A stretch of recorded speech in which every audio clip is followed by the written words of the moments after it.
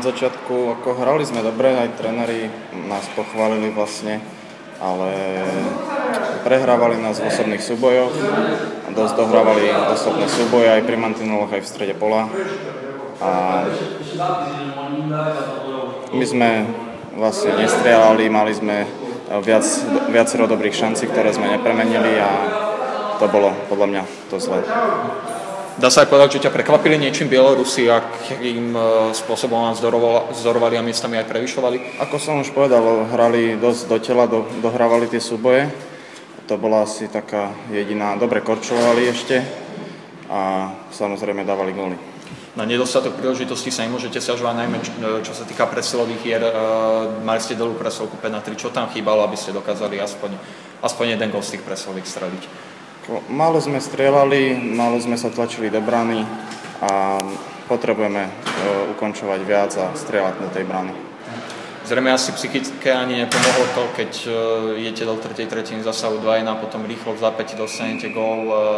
Ťažké sa bolo potom nešťastnom vykasovanom góle ako myslel nastaviť späť na zápas? Snažili sme sa to nejak nevnímať, hrať stále ako by bolo 0-0 a stále naplno napadať poriadne a hrať poriadne a naplno na 100%. Z hľadiska aktivity to nebolo vôbec zlé, ale myslím, že sme poradili na nejakých menších chybách a myslím, že v prvej tretine sme mohli dať nejaké tie góly, ktoré by nás posunuli ďalej a tempo sme držali, ale nestačili sme tými gólmi.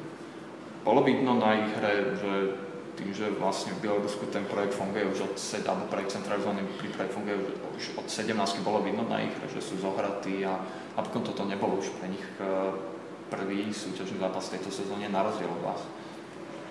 Tak mali tú výhodu, že už mali ten jeden zápas a boli už takí zohratejší a myslím si, že bolo to akože vidieť, že už hrali nejakú tú dobu spolu, mali veľmi dobré presilovky, čo sa týka nakorčovaní hráčov. Výsledok zrejme asi nie taký, ktorý by ste si želali, čiže pred memoriálom Ivana Hrinku táto prehra si nepridá na pohode. Hodiť tento zápas za hlavu alebo poučiť sa z neho a vyťahnuť tie pozitíva?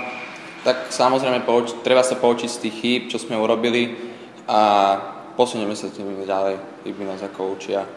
A myslím si, že ideme do ďalšieho zápasu s tým, že ideme vyhrať a treba to hodiť za hlavu, samozrejme ten zápas, ale treba sa poučiť z tých chýb. Dobre, super, ďakujem.